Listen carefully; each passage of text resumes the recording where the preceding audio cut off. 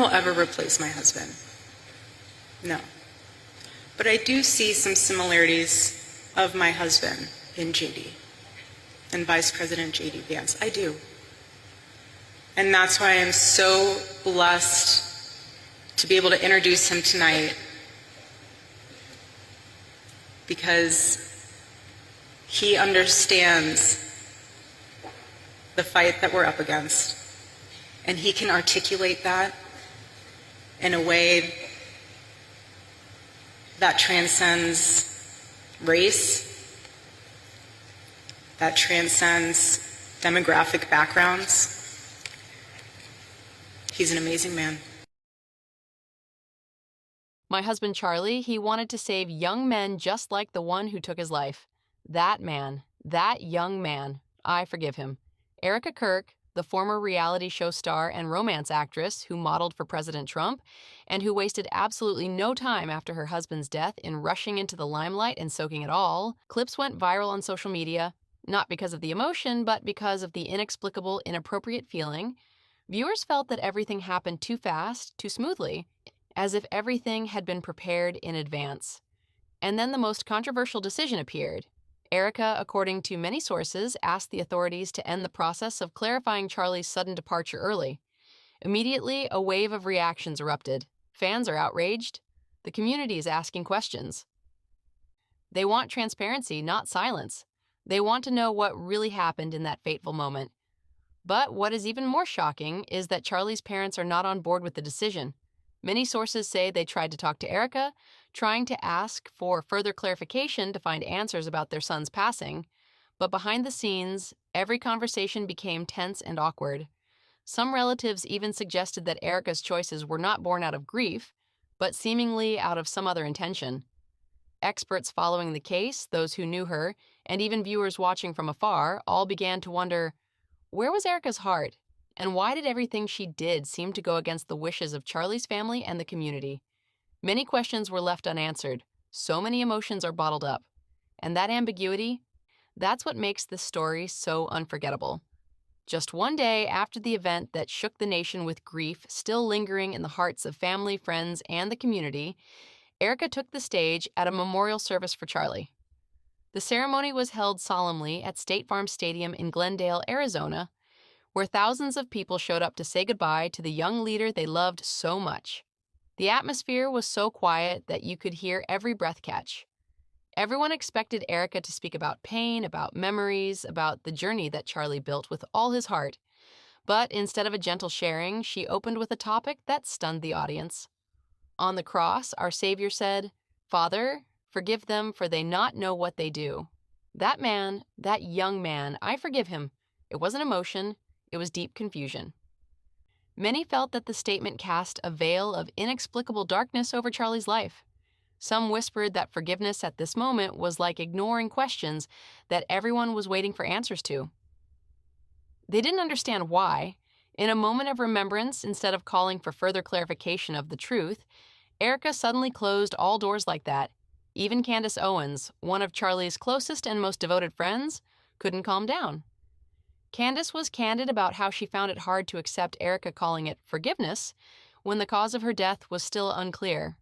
I was effectively like soaring in the air above the convention center, like a dragon above, waiting for Erica to just be like fire, and I was just going to come down and swoop in out of nowhere.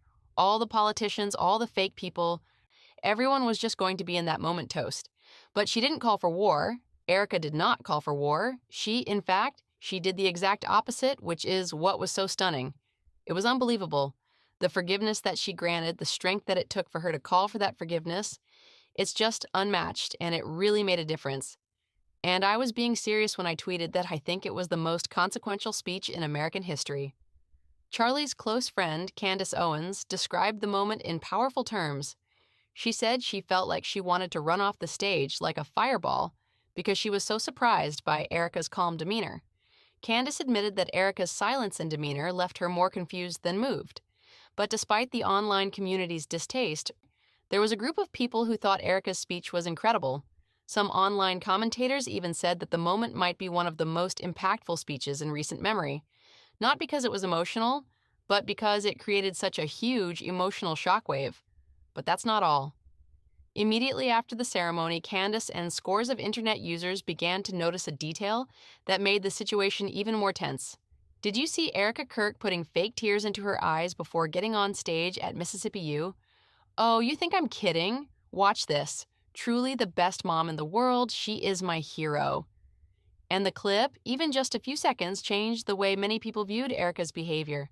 Those who had been neutral began to doubt. Those who were doubtful felt even more correct. But what escalated the controversy the most was Erica's attitude and actions afterward. She didn't seem to shrink back, didn't choose to stay quiet. In contrast, after a very short time, she appeared in events, interviews, and especially in intimate moments.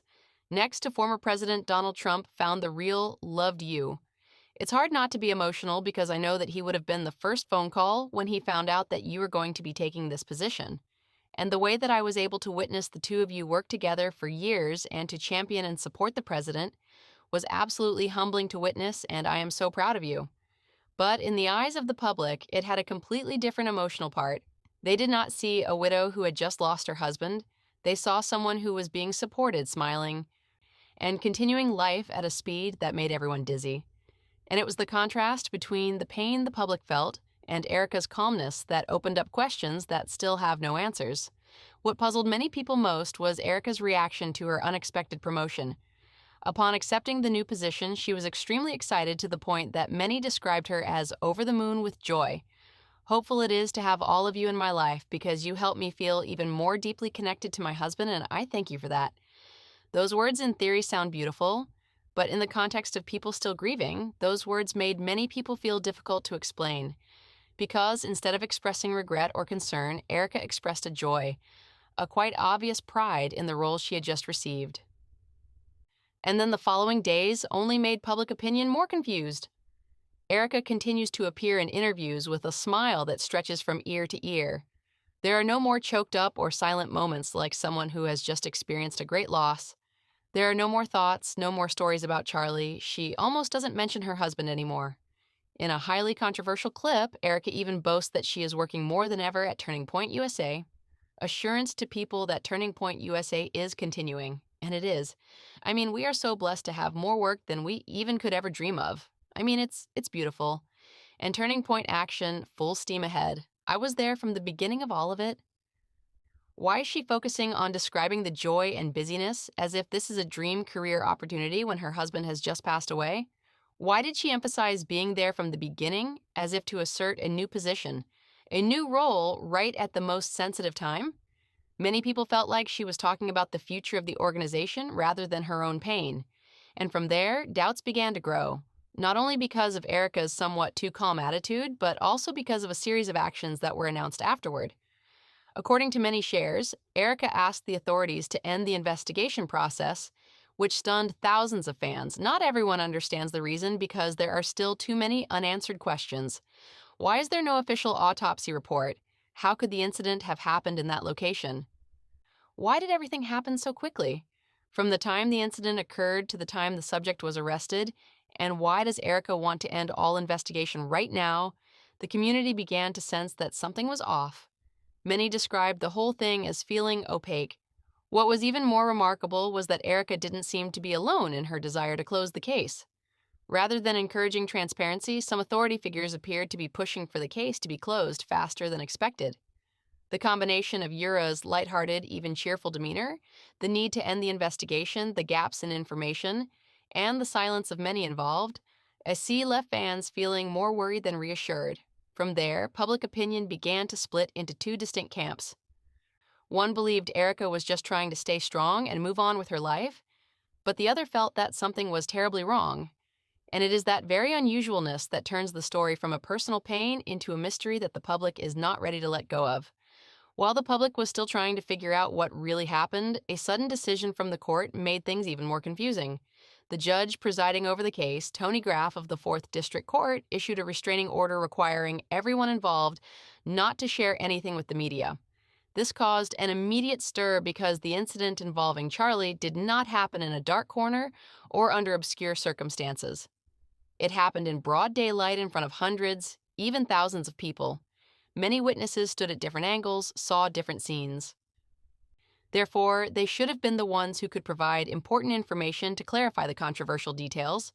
But when the restraining order was issued, everyone was told to keep quiet, not to tell, not to share, not to participate in the public dialogue.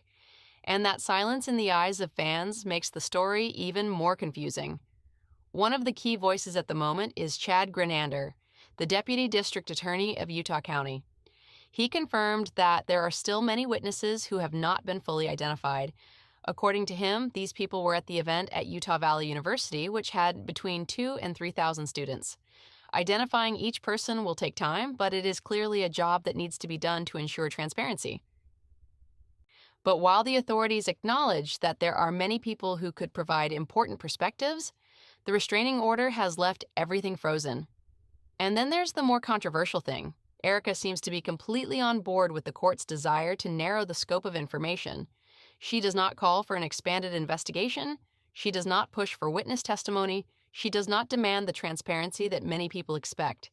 Instead, what has been presented to the public feels like both Erica and Near in the court are eager to get the case over with as quickly as possible, especially in the case of Tyler Robinson, who was the center of attention initially. And it's this rush that has led fans to believe that something is being left unsaid. Charlie's close friend, Candace Owens, has also spoken out.